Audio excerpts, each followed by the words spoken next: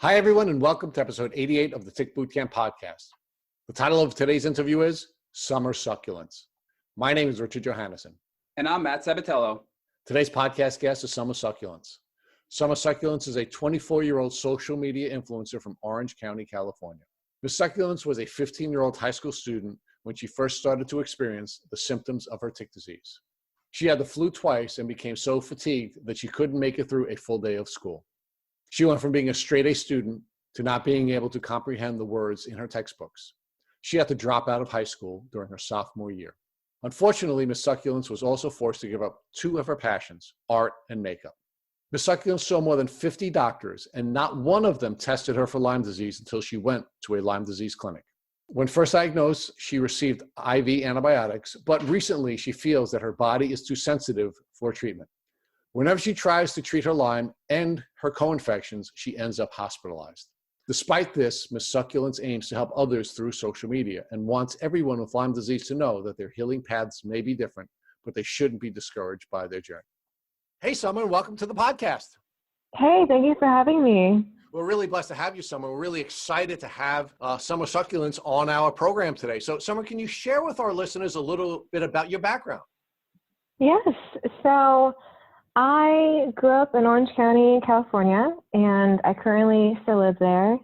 And I have a passion for art and just trying to create wherever I can in the world with creativity and positive and have a great outlook and positivity with life. And this is kind of exciting to be here. I am so honored to have this opportunity. Summer, it's my understanding that you've always had a passion for art, that this has been a part of sort of the way you've been made, that organically you've always been a good artist and you've always pursued art. So can you share with us how your artistic career began when you were in junior high school and high school? Yeah, I've always been artistic. Even as a little kid, I've always had my own sense of style, and I would always dress differently and just have my own sense of spunk. And I got into art with different kind of mediums. I first did a lot of computer graphics. That was the up and coming new thing. And I also am a digital artist where I use pencil and paper. And it was just an outlet that I really was drawn to and something that I've always loved. And I was encouraged by my parents, and I'm grateful for them. And something that I was really into, and especially when I was in high school, I was the youngest to be in an art class, and I actually asked the art teacher to be in it. So I was kind of advanced, and yeah, it was amazing. So that's kind of where I started.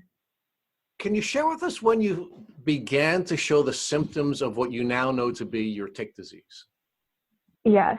So pretty much I was at the age of 15 and a half, and I was in high school, and I was taking tons of high-level classes. I was a straight-A student, and I loved to just be busy and creative. And I noticed that after I had the flu twice, especially in February of 2011, I believe that was the year, I had trouble reading textbooks, which was something very strange because I'm in advanced classes and I do really well, and I was having trouble even with math, and I'm really good at math and different stuff, where I would get to lunch and I would have to call my mom to pick me up because I was so fatigued. I couldn't go through the rest of the day, and it just progressively got worse. And eventually I had to kind of tell her, and she asked me to explain the symptoms. And my mom was actually in nursing school, so she now is a nurse, but she was going through nursing school. And she instantly realized that something was wrong, that this was definitely not normal. And not only my behaviors weren't normal, but how my symptoms were presenting was not the normal type. Now, as the symptoms began to develop, did did your illness prevent you from pursuing your art the way you had before then? Yes, I became extremely light sensitive, and because of fatigue, I couldn't even go to my art classes. Cognitively, I had trouble. So, I couldn't read or write anymore. And also, art takes a lot of light and concentration. So for me, I couldn't even wear makeup at the time either. And I wore that like all the time, especially eye makeup, very artistic with my makeup back in the day, and still am, but even more so beforehand. And I couldn't do any of that. I was in so much pain, and it was like my whole world just got turned upside down.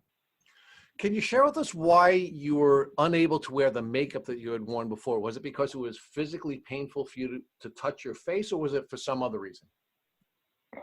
Yes, back then, especially when I first was coming down from my symptoms, I had a lot of pain, and pain I've never experienced before. So it was physically like painful, and also because of my sensitivity, my light sensitivity with my eyes, it was like all around, just like wearing makeup felt like it just was the worst thing in the world. And it just was very difficult. And honestly too, I've been sick for 9 years that it's so hard for me to even remember sometimes all the issues I first had, because I've had such a long, hard journey to where I'm at now. But when I first was sick, the light sensitivity and the physical pain, it just became too much.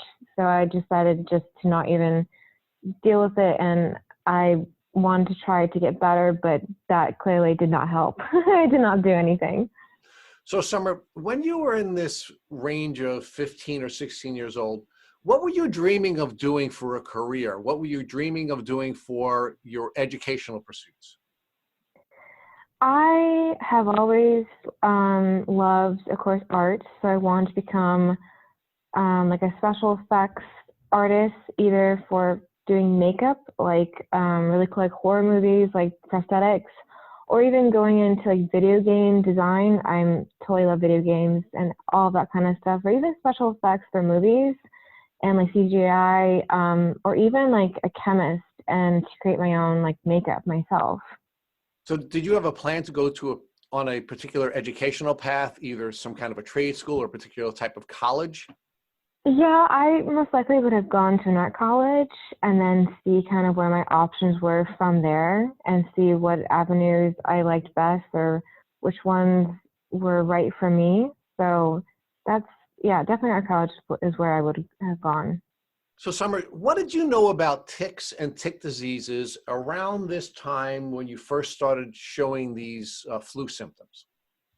Honestly, nothing, because sadly on the West Coast, it's, well, by many doctors, as I have gone through over the years, they have said that ticks are not in California, which is a complete false accusation, because they are in California.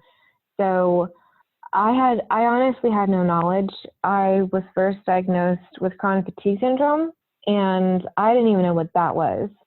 So I had no knowledge of anything that could even be related. I did hear of Lyme disease through my biology class, but they made it seem like, oh, you got bit by a tick and then you just get better, and that was it. So honestly, they didn't really even tell or go into the fact that it actually could be a chronic illness.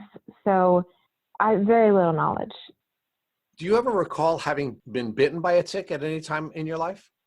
No, I've never been bitten by a tick. There have been ticks where I live. My cats used to go out into the yard, and they would bring back ticks into the house. And I also lived up in Northern California, Santa Cruz, when I was really young, and we would go and walk into like beautiful forests, and I'm sure there was a lot of ticks there. So I have seen them, but I never have gotten bit or anything like that.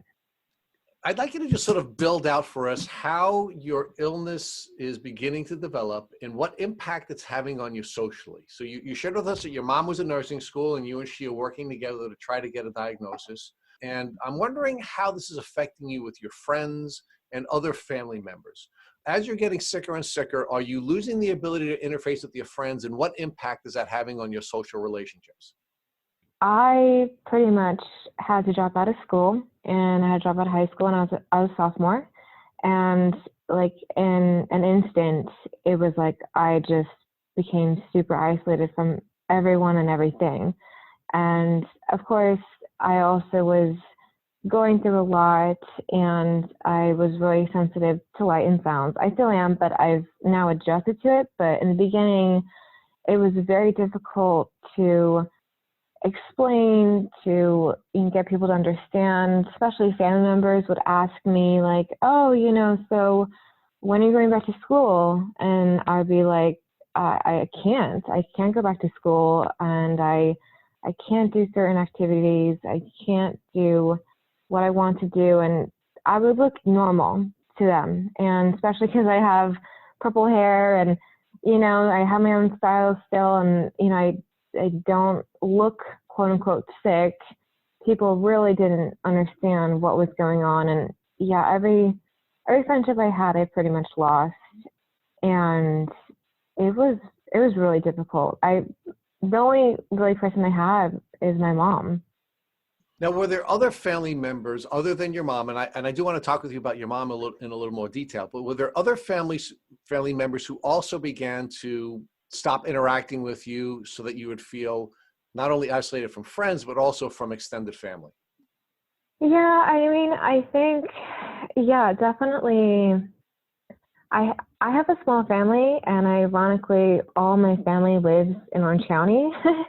So both my parents, they both live in Orange County, and I would see them less, or I would only see them on holidays. And especially when holidays came around, it became very hard to interact with any of them or talk to any of them, because they would ask, normal questions like from a high schooler perspective, but I wasn't that. And I do believe it became really hard. And I also have an older brother, and he went through his own health issues, not Lyme related. He had a lung surgery and complications. So he really didn't quite understand what was going on, and we became kind of like estranged a little bit.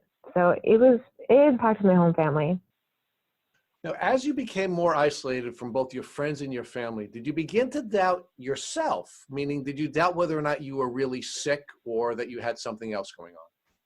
Oh, I knew I was definitely sick because I am a very passionate, determined person. I knew that something was definitely wrong, and I knew instantly that this was not right. This was not correct. And I would push myself when I was still trying to do things. And eventually I had to just kind of give in to my body and what my body was saying, and realize that this was not the right path for me. And I really just had to kind of accept, what was going on. So, Summer, this disease that has yet to be defined in your life has now taken school away from you, taken your friends away from you, taken your grandparents away from you, taken your brother away from you. It's essentially stripped you of all social contacts. How did that make you feel? It made me feel definitely depressed. I had a really hard time with it, and I felt very alone. The one good thing is I always was online playing video games. So I kind of just more, did that. And I had a lot of online friends. And so I kind of, tried to, I guess, distract myself with video games and trying to talk to other people. But I never really told them what was going on. They just saw me a lot more online.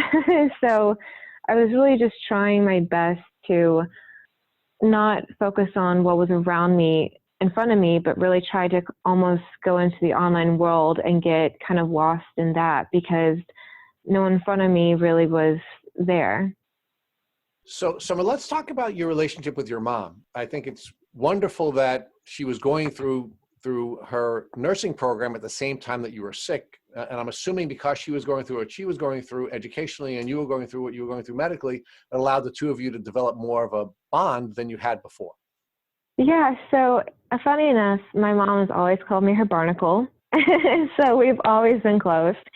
And she, right as I got sick, she actually, told a lot of people in her classes. And a person did bring up Lyme disease, but unfortunately at the time, a lot of the doctors, of course, said, oh, that's definitely not it. So she had a lot of stuff going on at the time, trying to get through nursing school and also have not only one sick child, but both her children be sick. And when I got sick, that was definitely impacting my mom a lot. But I'm so grateful that I have her because she really has become my voice, my everything. She even helps, do research for me. Since the beginning, we've always kind of tackled this as a team. And also now with her extensive medical knowledge, she, is always research books. Always, whenever there's a book, she always buys off of Amazon, hard copy, likes to highlight things, really just delve deep into what might be causing it and always just try to, be there and not just like be there to support me, but also be there to support my health and figure out what is the best thing for me. And I would not be where I'm at without her. Summer, talk to us about what the doctors were saying when you first started to feel sick. What were their thoughts about what was causing all these symptoms that started to evolve with you? They said that I had chronic fatigue syndrome, and they were first said, okay, we'll wait 6 months and then you'll get better or you won't. And they were, of course, putting it off, and I was in the pediatric kind of realm as well. So that was also kind of difficult because a lot of the other testing was more for, outside of peds, like adult. So I was 15 and, it was hard because we knew that chronic fatigue, even though some of my symptoms fit, like there was more to it and it just didn't feel correct. And so we were trying to go on to this journey of figuring out, what kind of doctors to see. A lot of doctors had no clue what to do with me. I saw a lot of optometrists and ophthalmologists and neuro-ophthalmologists in the beginning because my eyes were so sensitive. I had to wear sunglasses, and I still do 24/7, even when I watch TV or do anything. So that was really and the fatigue as well. Those are the main two things. Of course, I saw many neurologists, which really I have no idea how to even tackle this. And so they put me on a lot of just stupid, idiotic medications like antidepressants and other things that made my symptoms worse.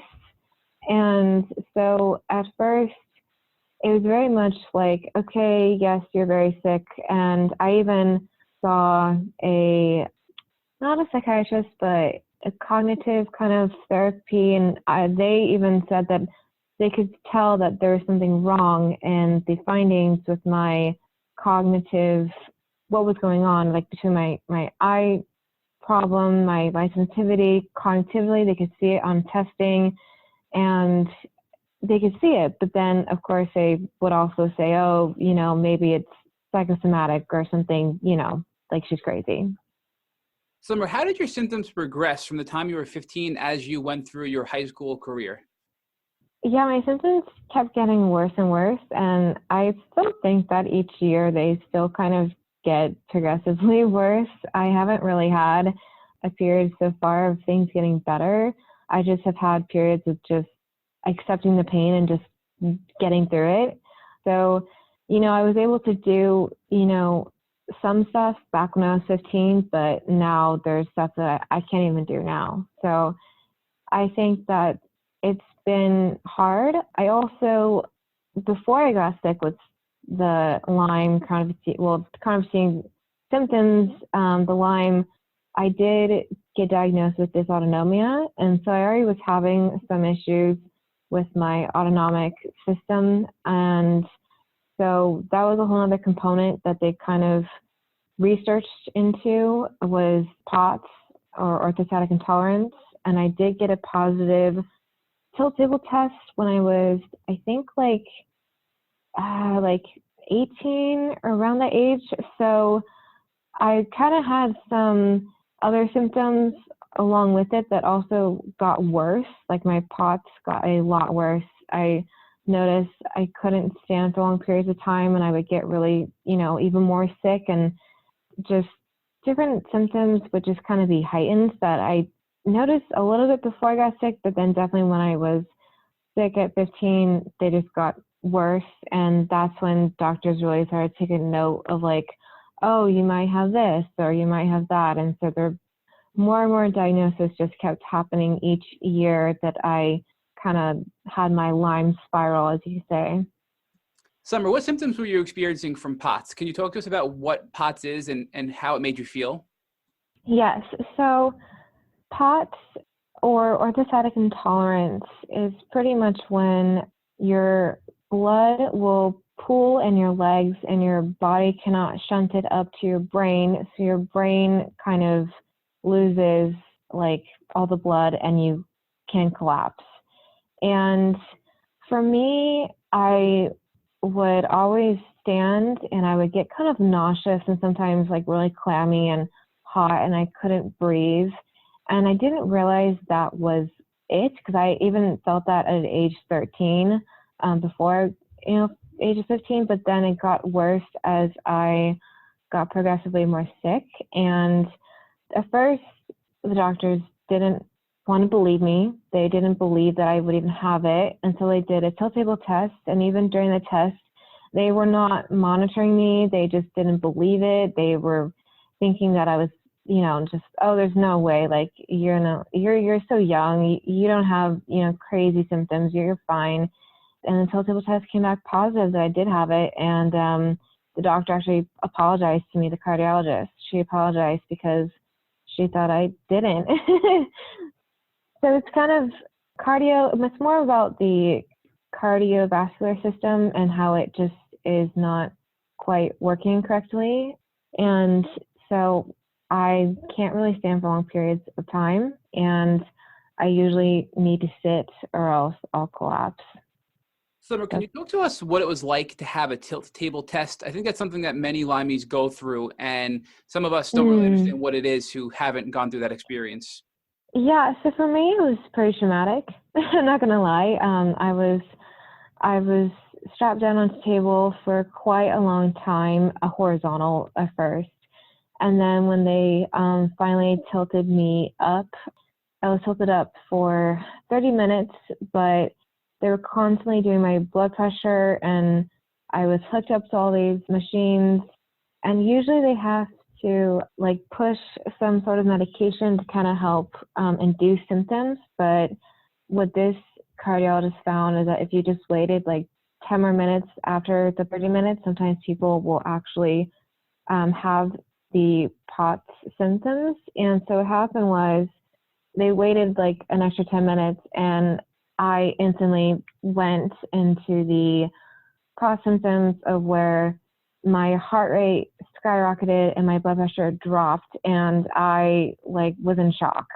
And they put me down right away, and I know it sounds kind of crazy, but I wish they would have just let me like almost pass out, because instead my body was in shock, and I was, of course, like crying uncontrollably because I'm shaking, and it was like very much like it was a lot, and it was a huge stressor on my body, and it showed instantly that I for sure have it, and that it's something that I think a lot of people with Lyme, it kind of, intersects. And it's something too that for the longest time, it was so mild that I didn't even realize it's what I have. Even to this day, like sometimes I need to be reminded to be sitting in that chair, because I'm like, oh no, I'm standing for too long. And then it comes on so suddenly for me that I'm like, oh, wow, I feel really sick. Oh, no, I need to like sit down. Like, so it can be difficult. So Summer, were you misdiagnosed or diagnosed with anything else throughout your high school career? So, as you mentioned, POTS is probably a byproduct of Lyme disease. Were there any other things that you were diagnosed with before your ultimate Lyme diagnosis? Yeah, I would say chronic fatigue syndrome was like the main umbrella, or the kiss of death, as we call it in my family, that they kept putting me into that category. And I never really felt like I fit into that, because a lot of doctors, once you put into it, they're like, oh, we can't do anything for you, so good luck. And so I feel like that was one of the main ones I was misdiagnosed with. Of course, also psychosomatic and conversion syndrome, which is absolutely not what I have. And those are really hard, because I know for a fact that I have nothing mentally unstable. I'm a very mentally stable person. And so it felt really hurtful to be kind of, just tossed to the side when they know something's wrong and my labs come back funky, but they don't know how to treat it because it's Western medicine, or because there's not enough scientific evidence, or they just don't know. And so then they call you crazy. Summer, unfortunately, many Lymies do get misdiagnosed with mental health issues and actually get prescribed treatment for their mental health illnesses. Did that ever occur with you, where they prescribed you some sort of medication for a mental health illness? They definitely try to put me on antidepressants, and they try to market it as, oh, this will help with some of your symptoms, and they just made the symptoms worse. So that's why a lot of neurologists I don't really mesh with, because my symptoms, they appear as neuro, but then, no neuro drug actually helps with them. So I think that it's so hard.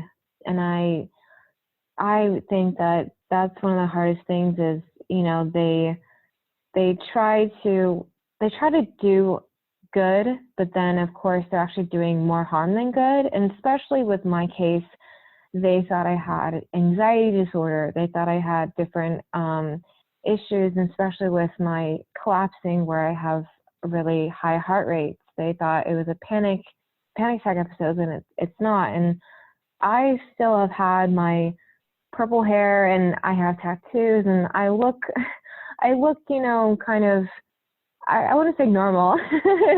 I definitely have a sense of style, but because I don't look quote unquote sick, they thought I was making it up. So they thought I was, definitely all that kind of crazy, and they would try to put me on stuff, and it just would make me feel worse. Summer, do you think your appearance and your gender played a role in doctors suggesting that you were mentally ill rather than physically sick?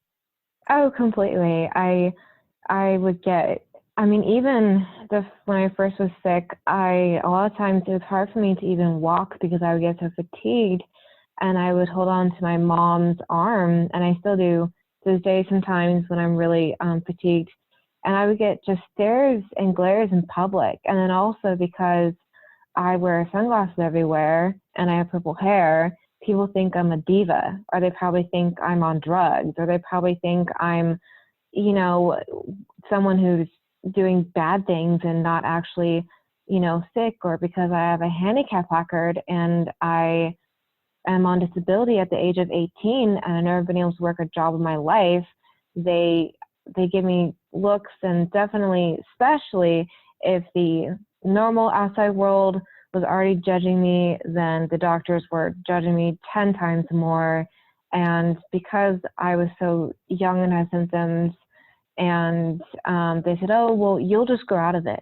Oh, when you are in your 20s, oh, your symptoms will just magically disappear. And we knew that was not the case, but the doctors wanted it to be the case, because they didn't want to deal with my case.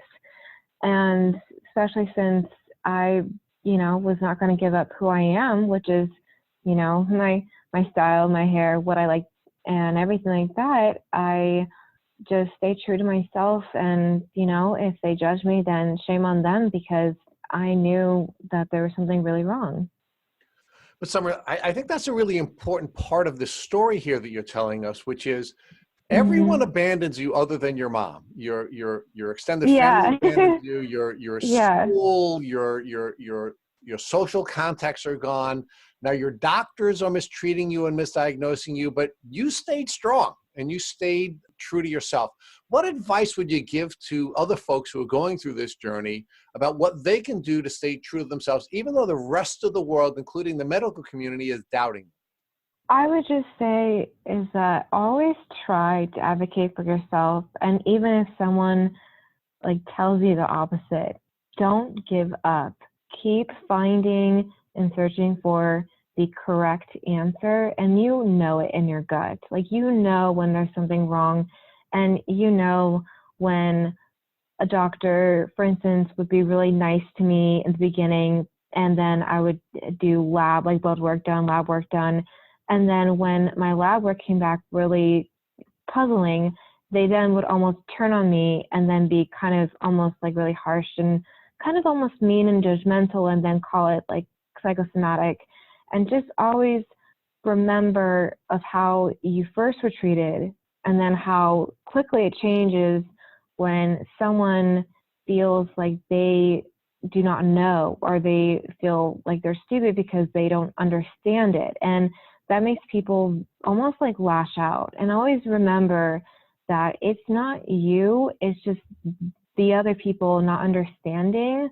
And you will find someone that will eventually understand. And it might take many, many doctors and years and different test trials and different connections, but always try to, just be yourself, and you know your body more than anyone else. And just really, focus on stuff that makes you happy, and just keep reminding yourself of who you are, and try not to get lost in other people's opinions, because your opinion matters the most. So let's talk about now your senior year in high school. So let's fast forward a little bit and talk about that point in your life. Did you now at that point decide not to go to college because your illness has progressed so much, and focus full time on your health? So I actually had to drop out of school when I was 15. So my sophomore year, I could not complete it. I got so sick that I had to drop out. Even though I was in art gallery and everything, I had to drop out. And so I had to get an IEP, which is a special kind of tool to kind of show that I do need special help with school, and almost be sort of homeschooled at that point, because I couldn't read or write anymore for my junior and senior year. So I had an IEP, but I still could not do the work. So again, my mom, she literally did everything for me. We would talk and she would write out everything, or I couldn't even read, so she would read everything for me. And she literally, like, I kind of joke about it, but she dragged me along to get my high school diploma, because unfortunately I was so sick, and there was, the school was not going to help. There's nothing no one can do. Doctors weren't helping. There was just honestly just trying to get by. And I actually was hospitalized when I was 17, and it was right before my senior year in high school. And I got a dose of IVIG, and that actually did help me enough to go back to my senior year for 1 month. And it was really weird, because I dropped out when in sophomore year, and then I came back and everyone was like shocked, and they were like, "What happened to you?" And I came back and I had to wear sunglasses, and that was, of course, everyone was really weird to me. They were like, "Take them off." I'm like, "I can't." So that was strange. But I tried my best in school, and then I got sick again with just like a cold or flu, and I had to drop out again, and I had to go through the whole, just struggling and just trying to, really have my mom just do all the work for me and just at least get a diploma, because I still cannot read textbooks or write to this day. And then that being said, I could never do college, unfortunately, because cognitively it's way too much stimulation. And also I was never able to drive either. So it's just, I just got cognitively just messed up. Like, it really messed up everything. Summer, let's talk about your ultimate Lyme disease diagnosis. Can you walk us through what made you or your doctors finally think Lyme disease and what that was like to finally get a diagnosis that actually made sense to you? Okay, so my journey is a little interesting. So for all this time, doctors would not test me because, of course, they didn't believe ticks were in California. Or they did test me and it would come back as like negative because the tests weren't sophisticated enough, or, my Lyme wasn't, I guess, showing at the time, or, it was still there, but it wasn't showing. I actually was in a chronic fatigue support group, and I met a lot of amazing people through that. And I was the youngest there. Like, everyone was at least 10 to 15, if not 20 years older than me. And, but I didn't care because it was nice to have other people who kind of understood. But through there, I met an amazing woman, and her name is Linda Tenenbaum, and she worked with doctors, and they created a foundation called Open Medicine Foundation, and also the Open Medicine Institute. And there I met a doctor, and I was in a CDC case study for pediatrics of chronic fatigue syndrome. But I also went up and saw a doctor at the same clinic when I was really, really sick. And they were focusing more on chronic fatigue, which of course overlaps with Lyme. And they did Bartonella testing on me. They might have done Lyme testing, but I think they really went more for the Bartonella testing first, because I do have the striations on my back, or as it looks like weird, like purple stretch marks at first, and I still have those like scars. And they actually found Bartonella in those stretch marks in other patients. And my Bartonella, it was cultured out and it came back positive. So that was a huge kind of victory of like, okay, yes, I do have some sort of tick-borne illness. And also I've had active mycoplasma for years, and that's another co-infection. So after that, I was getting treated for the Bartonella, and I was really, really sick. And then I think because I was on such high doses of antibiotics, I kind of stirred up my Lyme finally. And finally, just 2 years ago, I got like a for sure positive diagnosis.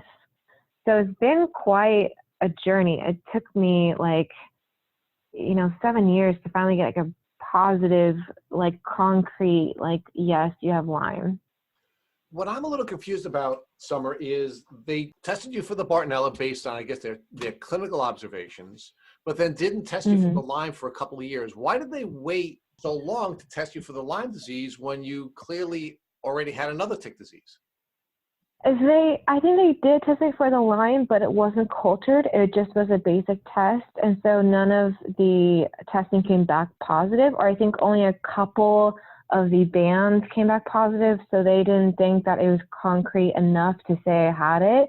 But the Bartonellas was a more intensive test where they actually cultured it out, and they actually sent it to a special lab on the East Coast, and it actually was like cultured out with several days, and it was a very expensive test. It was very specialized, and that was more of like, I guess, their focus at that specific clinic.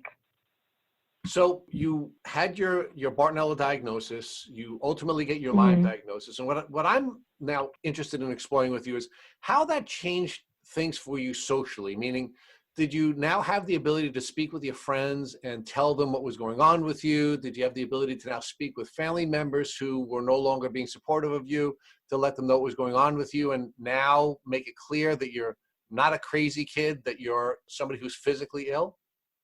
By this time, I had so many different health issues, and I also was already in the social media world, kind of explaining my health issues through my YouTube channel, Summer Succulence, just like all my social medias, that I already was kind of talking about my health journey online. And even though I didn't have the Lyme diagnosis, I always said that it was suspected I probably had Lyme disease.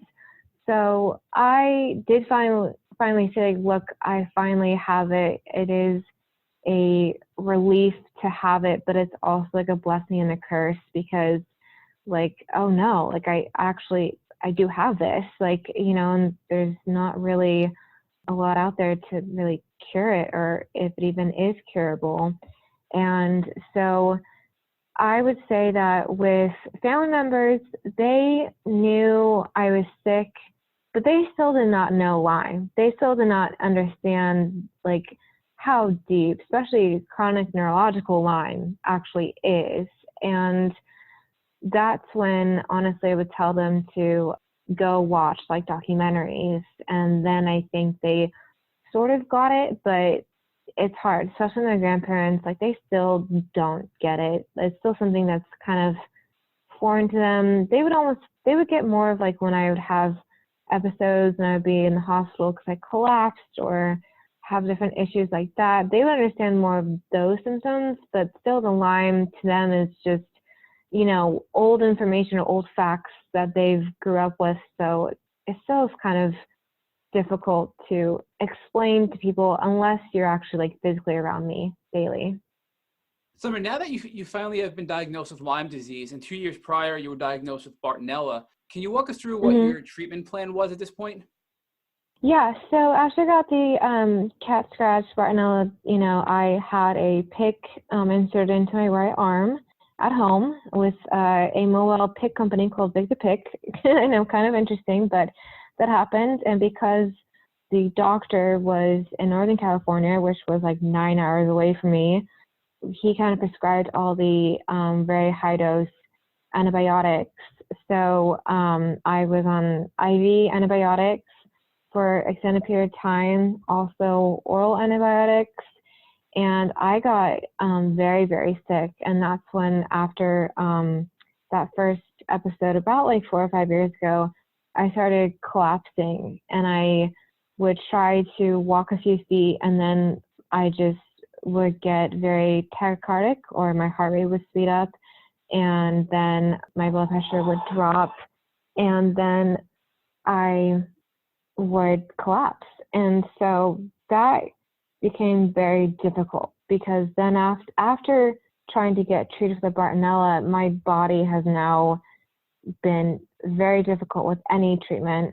I recently found a clinic closer to where I live about 2 years ago, and I've tried different treatments, IV treatments, oral, antibiotics, different things, and my body will not tolerate it. And I go into this kind of crash, collapsing mode. And that's where I'm at now, is we don't really know why, but my body's having a very hard time with any form of treatment, and it kind of goes into fight or flight, and then I can't even walk or function. Summer, have you tried any alternative treatments, like potentially using an herbal protocol? Yes, so I have been treated for SIBO with herbal antibiotics. I know that's not really Lyme, but I have been treated with like herbal antibiotics, and that made me really sick. I have tried hyperbaric oxygen therapy, and that was supposed to help, but it didn't, unfortunately. I've tried high dose vitamin C. I've tried PC, phosphorylated, I think I said that correctly.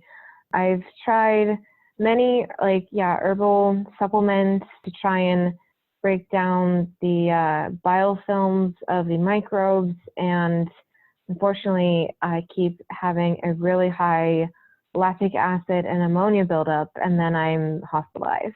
So I've definitely tried many different therapies, and my body just kind of gets to the point where it gets too acidic, or there's something going on where it just cannot metabolize whatever's happening, and I can't do it anymore.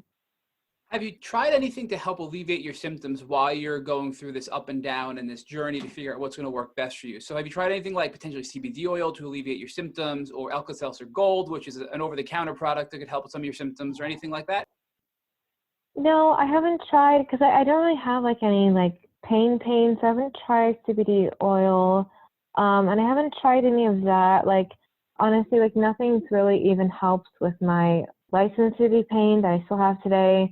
I kind of just deal with it. I really just, I kind of just realize, okay, I'm going to have pain. It's going to be painful, and I'm just going to keep living and keep doing what I want to do and live throughout my day. And really, it's more about my mentality of it, of being, positive and realizing this is my new normal. And that's when I got back into wearing makeup again, and I started modeling and just realized, okay, like, this is going to be a lot for me, and I'm probably going to need to like rest like for a whole week, but I'm going to just go out there and still try and live my life. And I'm okay if I have some, ups and downs, and, there hasn't been anything to alleviate it that I found, but that's okay, because at least I'm still doing what I love, and that gets my mind off of it at least. So Summer, can you talk to us about how this experience has transformed your art? Not just bringing you back to art, but how your art is different now as a consequence of having gone on this journey. Yeah, so before I was able to do like traditional art, painting, sketching, drawing, portraits, and all of that. And then I couldn't, because cognitively and again, my eyes, it just was too much. It was sensory overload. And so I kind of then went into doing something called lip art, where you paint on your lips and you take photos of it. And that's really my first dip my toes into social media and Instagram. And I also just started taking photos of like outfits I wore, because people love my style. And then from there, I became too sick and I couldn't do lip art anymore, because it just was too much strain on my cognitive ability and everything else in my brain. So then I kind of just turned to modeling as a creative outlet, and now I've been published 4 times in magazines, and I work with photographers, and sometimes I also do photography with my dad, and I will edit and, just do what I need to do to the photos to creatively make it my own. And I express my art through myself and how I dress and what I do and kind of what photos I take. And it's kind of shifted into more of self-expression than actually creating. I do miss creating art a lot, but it's so painful that I have to just kind of realize that, it's not something I can do anymore. Summer, how has the internet community responded to you, the social media community responded to you, and has it surprised you that you've gotten such a positive response to your self-expression and channeling your art through self-expression? Yeah, so, for the longest time on social media, I really kept things about like, I first started off with like being a lip artist and, made it about that and everything, but I always stay true to like making sure my images were never photoshopped or anything like that. I really wanted to be authentic. And then when I got into YouTube, I thought it was really important to kind of sort of explain why I might be wearing sunglasses, or a lot of my photos I wear, sunglasses, and just try to explain where I was at and just almost tell my story. And I have reached and talked to so many people around the world about, illnesses and about my illness and about what they're going through. And I always try to document, like if I'm going through a hard time, what is happening. I always try and let people know. And I've gotten so much like amazing feedback that it's like very heartwarming to know that like I'm not alone. And I always tell people that they're not alone and that they can get through it. And I've had so many people tell me how much of an inspiration I am to them, and just, to see someone like me, in a wheelchair and taking photos in a wheelchair, for example, has really inspired others to not be afraid to share their handicaps or what they need. And even though I, don't always need a wheelchair, I do need it to, get around. And people don't quite understand that. Like, they think, oh, only people who are paralyzed need wheelchairs. But that one small thing, and for me to share that online was huge. Like, people had no idea. I think also too, it's something to physically remind people of how sick I am, but also how strong I am too, and also how strong other people can be. And so I get, people reaching out to me like almost daily, with either questions or, just how much of inspiration I am or how strong I am or just how much it's helped them get through stuff. And that really makes everything. And that's why I keep doing what I'm doing. That's why I'm still on social media, posting, doing all these super important things to really just bring light, not only to Lyme disease, but also people who are struggling and might not even know the answers, and just be like, look, you know, we all have our issues, but just don't give up. And that's really why I keep doing what I do and why I love to do it.